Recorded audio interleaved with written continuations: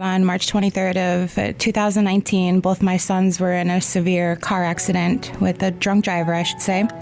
Sadly, Jason lost his life, and Branden, who is now 6 years old, was practically fighting for his life. That night was the worst night of my whole entire life. They ended up going with their father, and I woke up to a text message and a phone call from Fargo PD saying, hey, there was a car accident.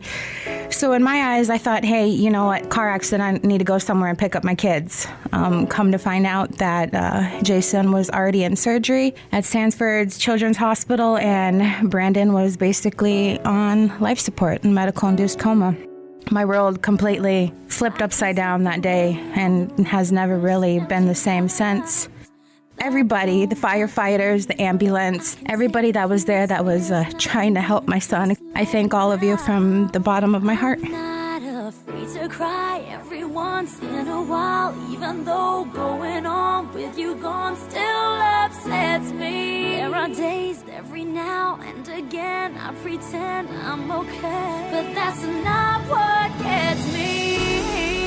What hurts the most was being so close and having so much to say and watching you walk away, and never knowing what could have been, and not seeing that loving you. They took care of Branden the best that they did. They were there for Jason as much as they could be and loved on him just as much as I did.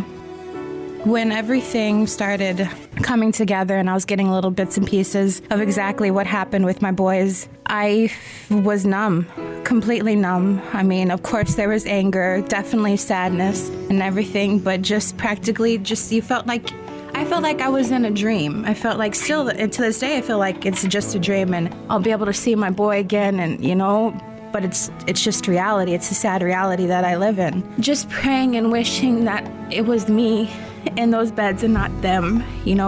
I was talking to God and God, just please, bring him back. Let me be in that bed, let me hear him talk again, Branden, pull through, bud. And it was just so crazy and just, so heartbreaking and heart-wrenching and just full of sadness and worry and just everything in between. I've always been a believer of the higher power, but when something like this happens to you, it makes you believe in God even more. It makes you lean into your faith. And yes, Jason is gone, but I carry him in my heart. I carry him in my memories, and I know that there will be one day that I'll see him again. And with Branden, every single day he was up at that hospital, I just prayed over him and was talking to Jason, like, Jason, help your brother pull through, and he did. Some days I can go a whole day without crying, and there's other days where it just hits you like a freight train. I'm not afraid to cry every once in a while, even though going on with you gone still upsets me. There are days every now and again I pretend I'm okay, but that's not what gets me. What hurts the most was being so close and having so much to say and watching you walk away, and never knowing what could have been, and not seeing that loving you is what I was trying. And I know one day I will see my boy. I know that, and I'm holding very dearly to that. Jason's last final gift was he was an organ donor. His heart went to a 3-year-old little girl. His liver went to a 19-year-old gentleman. His one kidney went to a 56-year-old gentleman, and his other one went to a 63-year-old gentleman. Sanford's Children's Hospital is so important, and what I saw up there, how the nurses were with Jason, and just knowing that he was gone, but still talking to him, caring for him, doing what they needed to do to make him comfortable. And then you go to the next room and you see how the nurses and doctors are taking care of your other son. It's just, they were great. They were amazing.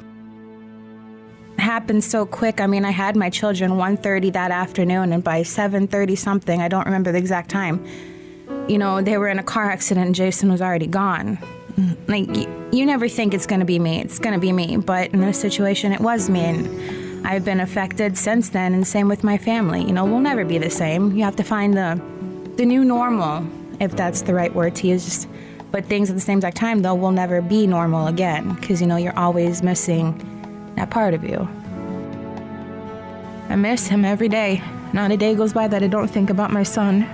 It's hard to deal with the pain of losing you everywhere I go, but I'm doing it. It's hard to force that smile when I see your old friends and I'm alone. Still harder getting up, getting dressed, living with this regret. But I know if I could do it over, I would trade, give away all the words that I saved in my heart, that I left unspoken. What hurts the most was being so close and having so much to say. Jason, I love you, bud. You're such a great kid. You know, heart of gold. Loved everything, loved life. That cheeseburger smile with those two beautiful dimples, I'll never forget. Those beautiful brown eyes. Just his laughter, just the presence he brought into the room. Like, you could have the worst day. I know this sounds so cliche, but you could have the worst day, and he would just come in, I love you, Mom, give you that big hug, and just...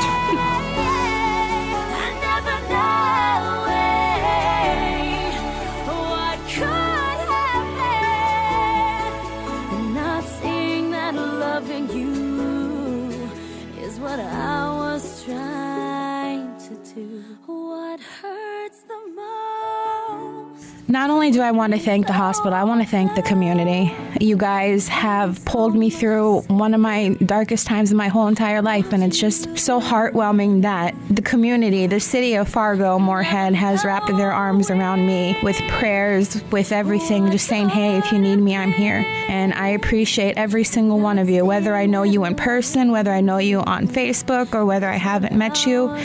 Thank you. Thank you from the bottom of my heart. Is what I was trying to do.